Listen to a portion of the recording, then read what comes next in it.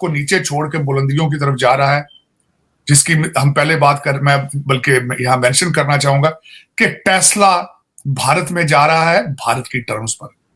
छोटा क्लिप बड़ा वायरल है जिसमें नरेंद्र मोदी जो के प्राइम मिनिस्टर है इंडिया के उनसे गले मिल रहे हैं अमेरिकन प्रेसिडेंट जो बाइडेन। नहीं देखे तो वो गले कम मिल रहे हैं, पांव पड़े हुए हैं इस वक्त अमेरिकन प्रेसिडेंट उनके। वो पूछे कैसे आरजू कि उनको बावर करा दिया गया है कि इस वक्त इंडिया की सपोर्ट के बगैर आप जीरो हो। पूरी दुनिया के लिए तो Pakistan is equal to terrorist. Politics इस वक्त पाकिस्तान की जितनी गंदी हो चुकी है, रिलीजन कार्ड उनके लिए प्ले करना बाएं हाथ की गेम है। अगर बुशरा बीबी में बहुत मसला होता है, बहुत तकलीफ होती है, बांग्लादेश हमसे जो है ना निकल गया था। कुछ दिन पहले एक स्टेटमेंट आई कि क्या अब दोबारा बांग्लादेश बनेगा, are you guys ready for second Bangladesh? Shaila ji, अवाम को शऊर आ जाएगा और इनको पता चल जाएगा कि वो जो 4 जंगें हम जीते थे वो हम नहीं जीते, वो हम हारे थे।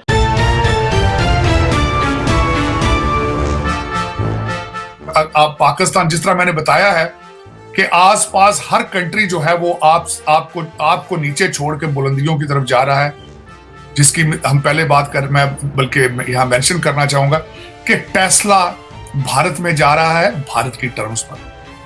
उसने पहले भी नेगोशिएट करने की कोशिश की थी, उनको इश्यूज थे टैक्सेस के कि टैक्सेस बहुत ज्यादा है, तो वो अब मैन्युफैक्चरिंग प्लांट लगाएंगे भारत के अंदर और बैटरियां भी वहीं बनाएंगे। ये एप्पल के बाद दूसरी बात है ये। और ये तो एक बड़ी कंपनी है, जो मिड साइज कंपनियां तो कई जा रही हैं, उसकी वजह बताता हूं। अमेरिकन सैंक्शंस लगा रहे हैं चाइनीज ट्रेड के ऊपर, चाइना के ऊपर, और उसका फायदा उठा रहा है भारत। और उसका फायदा इस तरीके से उठा रहा है क्योंकि इस वक्त यहाँ पे जितने इंडियन इंस्टीट्यूट ऑफ टेक्नोलॉजी पढ़े हुए जो भारतीय निजात सीईओज हैं, वो हर अपने जो ट्रेड का डायरेक्शन जो है भारत की तरफ कर रहे हैं। भारत मजीद फाइनेंशियली स्ट्रांग होगा और उसके बाद यह कि भारत मजीद स्ट्रांग होगा डिप्लोमेटिकली, क्योंकि प्रोडक्ट्स वहां से बन के ना सिर्फ अमेरिका में जाएंगे, दूसरी दुनिया में उस रीजन में भी जाएंगे। तो उसमें एक कंट्री जो है वो उस तरफ जा रहा है, दूसरा यहाँ पे मैं रिसेंट एक आर्टिकल पढ़ रहा था आरजू, उसकी भी मैं बात करना चाहूंगा। इस वक्त जो माइक्रोचिप्स बनते हैं कंप्यूटर्स के, उसके सबसे बड़ा मैन्युफैक्चरिंग की जाती है ताइवान के अंदर। ताइवान के बिजनेसमैन इस वक्त अपने प्लांट जो है वो भारत ले जाने के बारे में सोच रहे हैं, डायलॉग कर रहे हैं, वहां जाके साइट्स को देख रहे हैं। In the case of Chinese attack वो इंडस्ट्री भी भारत में मुंतकिल हो जाएगी। ये बड़े हालात सिर्फ सियासी मकासद के लिए आवाम को जाहिल बड़ा किया जा रहा है, आवाम को शऊर नहीं दिया जा रहा, सिर्फ अपनी सियासत को चमकाने के लिए। तो इतनी डर्टी पॉलिटिक्स मैं एग्री करूंगी दुनिया में कहीं नहीं है जितनी ये है। और 22 करोड़ आवाम का जो मुस्तकबिल है पांव तले रोन दिया गया है इस इस्लामिक स्टेट में। ऐसा ही है शाइला जी, आवाम बढ़ गई, 28 करोड़ हो गई। फारिग रहे के लोग और क्या करेंगे, 28 करोड़ हो गई है 2023 के मुताबिक। मैं कभी कभी सोचती हूँ ये हमारा छोटा सा पाकिस्तान है और जिस तरह से हम बच्चे पैदा करते चले जा रहे हैं, तो ये लोग इतने छोटे से पाकिस्तान में एडजस्ट कैसे होंगे। लेकिन हुकूमत ने कभी कोई कैंपेन नहीं चलाई, कोई अवेयरनेस नहीं दी, कोई ऐड नहीं चलाया। ये क्योंकि मैं आपको इसकी वजह बताती हूँ, क्योंकि हमारी हुकूमत को पता है कि और किसी टैग लिस्ट में तो हम टॉप पे आएंगे नहीं। चलो पॉपुलेशन में ही आगे सही, और कहीं तो कंसीडर होंगे नहीं टॉप 5 में, पॉपुलेशन में टॉप 5 में आ जाए। बिल्कुल। और मैं फैसलाबाद की रिपोर्ट पढ़ी थी 1-1.5 माह पहले की थी कि 1 माह में फैसलाबाद के अंदर 50,000 बच्चा पैदा हुआ है। और आप देखिए फैसलाबाद कितना छोटा सिटी है। मेरा जवाब था अगर वहाँ 50,000 हुए हैं इतने टाइम में, तो लाहौर तो मुझे लगता है बस गया। तुम्हारा पड़ोसी मुल्क आसमान पे जा रहा है भाई, इसका भी सोच लो। पीटीआई के लिए बड़ी तकलीफ है। ये टेस्ला से बात करो, कांग्रेसमैनों से बात ना करो, एप्पल वालों से बात करो, पाकिस्तान में प्लांट लगाएं अगर कोई जगह बची है तो। अगर मलक रियाज ने कोई प्लांट छोड़ा है तो उस पर टेस्ला बनवाओ जाके। ये कांग्रेसमैन के लेटर्स के साथ कुछ नहीं होगा। यही कांग्रेसमैन यहाँ भी चीख रहे हैं, कोई बात उनकी नहीं सुन रहा। सर एक छोटा क्लिप बड़ा वायरल है जिसमें नरेंद्र मोदी जो के प्राइम मिनिस्टर है इंडिया के उनसे गले मिल रहे हैं अमेरिकन प्रेसिडेंट जो बाइडेन। नहीं देखे तो वो गले कम मिल रहे हैं, पांव पड़े हुए हैं इस वक्त अमेरिकन प्रेसिडेंट उनके। वो पूछे कैसे आरजू कि उनको बावर करा दिया गया है कि इस वक्त इंडिया की सपोर्ट के बगैर आप जीरो हो। दिस इज व्हाट उनको बावर करा दिया गया है।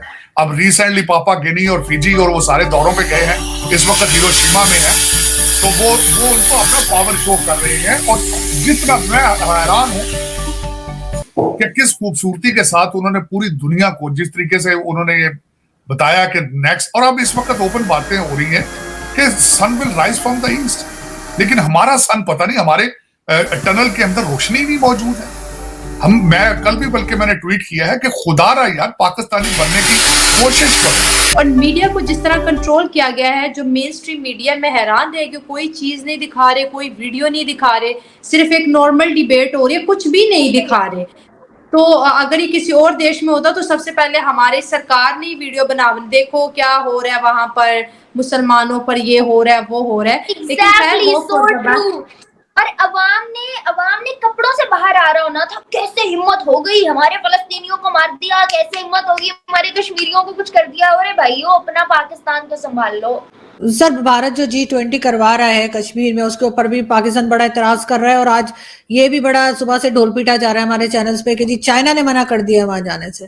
तो क्या कोई फर्क पड़ता है भारत को अगर चाइना नहीं जाता? नहीं, कोई फर्क नहीं पड़ता है। मेरे नजर में तो वो देखें, इस वक्त जो भारत की डिप्लोमेटिक उनकी पोजीशनिंग है, उसमें China doesn't have any major role और मेजर से ऑन इट मेरे ख्याल में। और दूसरा ये कि उस पर काफी एतराजात लोग इधर उधर से उठा रहे हैं, लेकिन इट डजंट मैटर। इस वक्त अगर देखा जाए तो जिस तरीके से रशिया के साथ उनके रिलेशनशिप है भारत के, और जिस तरीके से अमेरिका उन्होंने अपने घुटनों पर रखा हुआ है, मेरे ख्याल में it doesn't matter. China is irrelevant, बल्कि चाइना अगर नहीं गया वहां पे, इससे उनकी डिप्लोमेटिक मिशन को ज्यादा, उनके फॉरेन पॉलिसी को मजीद सपोर्ट मिलेगी। अमेरिकन उनकी मजीद रिस्पेक्ट करेंगे, वो मजीद they will strengthen their relationship with US के they are confronting China, so they are careless about China.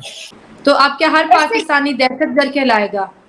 शाइला जी, दहशतगर्द जो टेररिस्ट है ना, टेररिस्ट की डेफिनेशन हमारी कंट्री के अंदर और है, और आउट ऑफ कंट्री पूरी दुनिया के लिए और है। पूरी दुनिया के लिए तो Pakistan is equal to terrorist country, लेकिन पाकिस्तान के अंदर पीटीआई के लिए दहशतगर्द जो है वो ऑपोजिट मेंबर्स होंगे, और दूसरी मतलब उनकी जो पार्टी है उनके लिए पीटीआई के लोग दहशतगर्द हैं।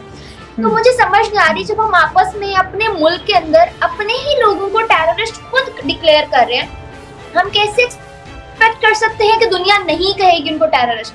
कैसे एक्सपेक्ट कर सकते हैं कि हम दुनिया में इंटरनेशनल फोरम से अपना दहशतगर्दी का जो टैग हमारे ऊपर लगा हुआ इतने बरसों से, हम उसको हटा सकते हैं?